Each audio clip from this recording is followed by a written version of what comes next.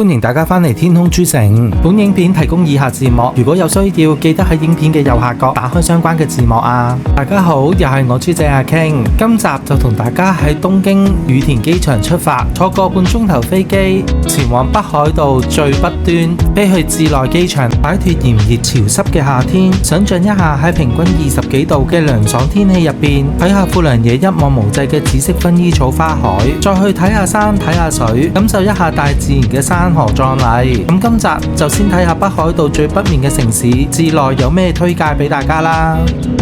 咁喺影片開始之前，希望大家俾少少鼓勵，訂閱我嘅頻道，撳埋個鐘仔，同埋記得讚好啊！終於到達北海道最北端嘅稚內機場，因為時間都幾趕啊，咁我哋攞完行李就嗱臨去攞車咯。我哋今次嘅朋友好啊，我哋租到佢啊，幾靚仔，超可愛啊，佢個樣。環遊呢個北海道去到札幌。靠你啦，熊貓 GB 都去咗日本嘅最北邊啊！咁事不宜遲，我哋第一站就去北海道嘅最北端中谷峽打卡先啦。我哋到咗稚內啦，呢個就係最北面嘅呢個就係中谷峽。因為真係太大風啦，就算落咗毛毛套、抗風措，條聲都仲係收得好差。為免第一日就已經嗌到聲沙，同埋大家唔使聽得咁辛苦，咁唯有後期配翻俾大家聽啦。一嚟到中谷峽，除咗見到好多野生鹿仔喺度食草之外，梗係第一時間同世界最北端之地嘅紀念碑打卡先啦。中谷峽除咗有頭先個紀念碑俾大家打卡之外，大家嘅身後其實嘅展望台，我哋一陣間都會上去嘅。咁而眼前呢一片大海嘅海水都好清澈，甚至清到連海入邊嘅海草啊都睇得好清楚啊。而對面嘅風景，大家天氣好嘅話，仲可以睇到大約43公里之外，屬於俄羅斯嘅庫頁島㗎。好啦，咁我哋就出發去中谷峽嘅展望台度睇下。眼前呢一個展望台嘅休息站側邊條路行上去就可以到達展望台。喺去展望台之前，我哋先去呢間淺藍色嘅手信店度望下，順便買支水。今日22度啊！入邊除咗有手信同埋精品賣之外，而佢入邊亦都有得買最北端嘅證明書。佢買嘅嗰張同我以下落嚟所講嘅嗰張係唔同嘅。我哋買咗呢個中谷峽，離開藍色屋仔過對面馬路，見到頭先個休息站，沿住斜路一直行上去，就會到達展望台。如果大家自駕嘅有車，其實係可以直接揸車去到展望台嘅停車場。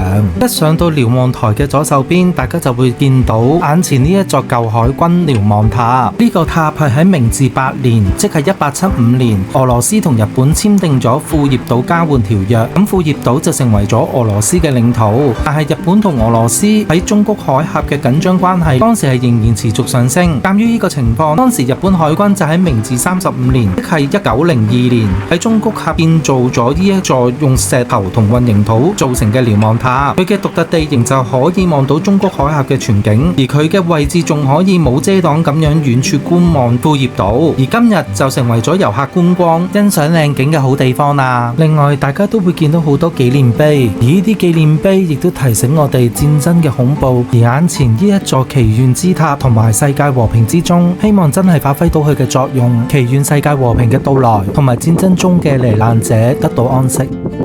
世界平和之鐘啊！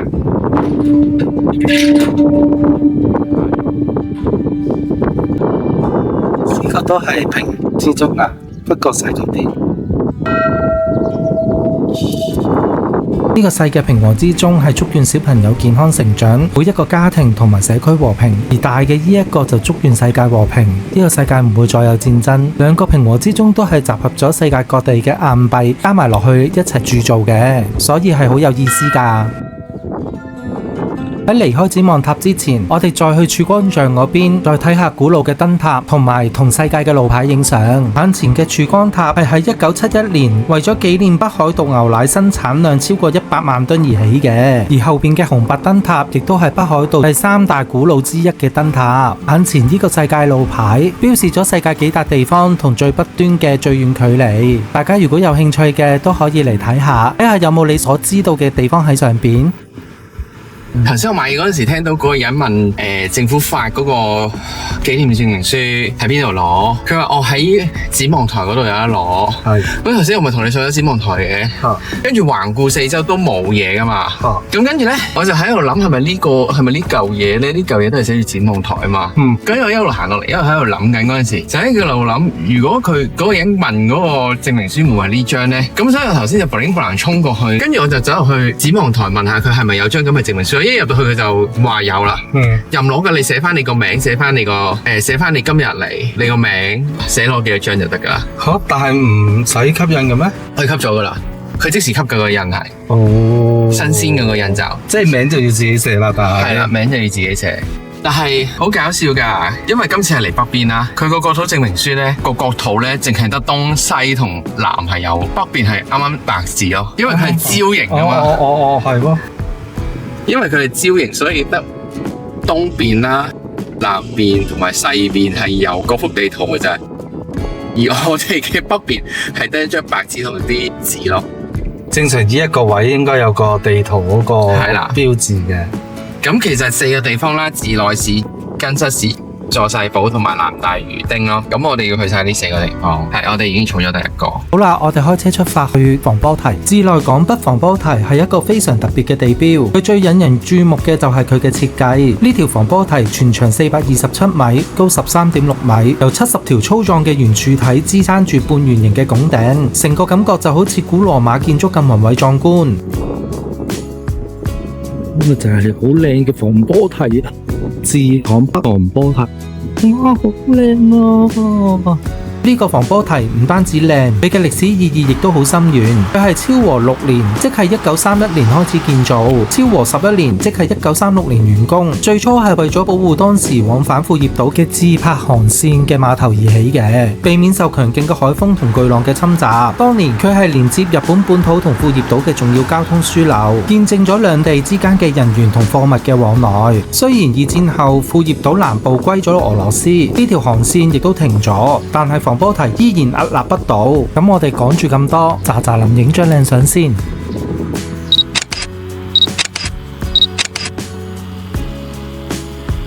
喺2001年，佢被正式指定為北海道遺產，成為自來市嘅重要象徵。而家自來港北防波堤係一個免費嘅旅遊景點，你可以喺度漫步下，感受一下海風，欣賞獨特嘅建築風格，仲可以遙望遠方嘅俄羅斯㗎。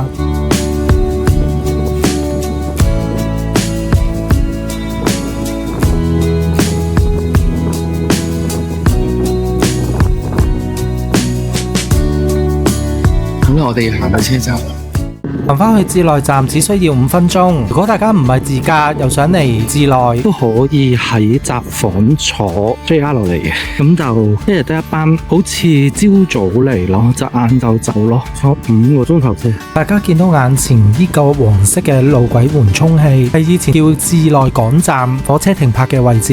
而喺昭和12年至20年，即係約1937年至1945年期間，為咗方便大家去自拍航線坐船去庫頁島，呢個車站曾經向北伸延，直至去到防波堤嘅旁邊嘅自來棧橋站。但後來因為庫頁島歸俄羅斯，航線中斷，碼頭都冇埋咯，所以伸延出去條線都冇埋咯。呢個係日本最北端嘅鐵路。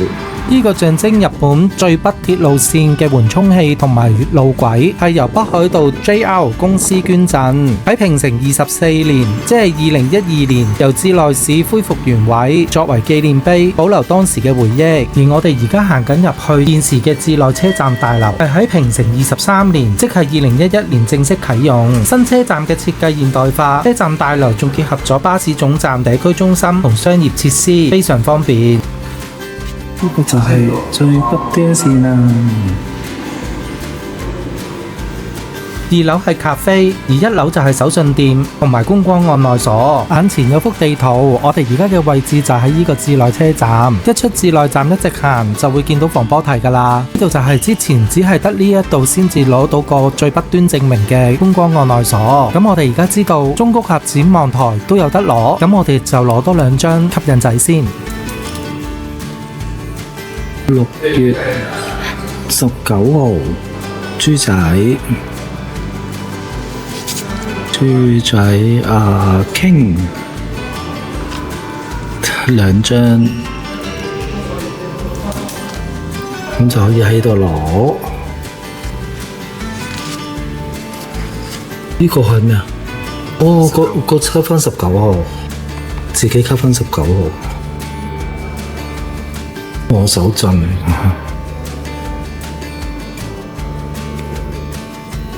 第2張。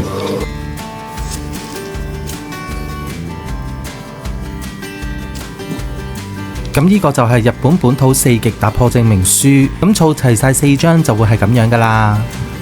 北房東同埋貨車加中國客嘅一個，好，即係4號。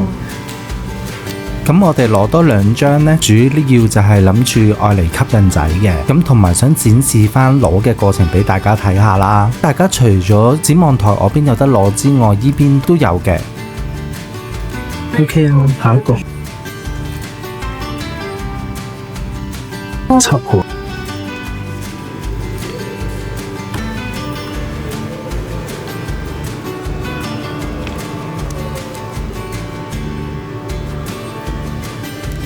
吸引，呢個嚟吸引。我哋打咗卡啦，比價超。好啦，咁我哋去攞車。其實一出至內站，大家已經見到防波堤。我哋已經玩完至內啦，我哋要揸翻4個鐘頭車落翻去玉村啊！大家玉村見啦。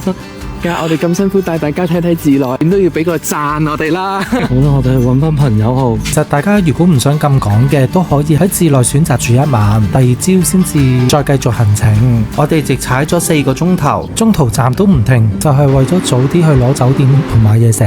最後我哋揀咗Kazuya呢一間連鎖炸物買便當。我哋諗住嗌呢一間嘅便當。不過呢間嘢主力都係全部炸嘢咯，炸蝦、炸雞、炸豬。因為嚟到玉村已經好夜啦，即係我哋揸車落到嚟就夜晚8點度咯，揸咗3個鐘頭鬆啲。咁其實佢可以堂食嘅，就至到10點，其實都仲有好多時間嘅。我都見到啱啱有人入去，但係我哋又要翻去拍酒店啦，咁諗住快啲買便當翻去食。呢度好大間藥妝。我哋嗌咗個炸蝦、炸豬扒飯，另外一個呢，就係他醬炸雞同炸豬扒，仲有咗罐原熟梅嘅燒酒蘇打，同一罐冇酒精嘅阿沙希啤酒。食完飯，我哋就試下而家日本嘅人氣甜品一攤內拖過嘅牛油薄脆。呢個係羽田空港買嗰個薄脆，呢個係1080円得3份。我哋打開嚟睇下。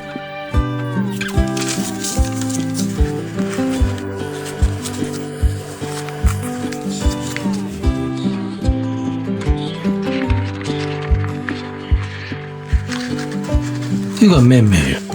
羽田空港係用牛油焦糖朱古力。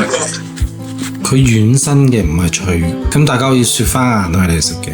佢好似雪糕個脆糖，試下先。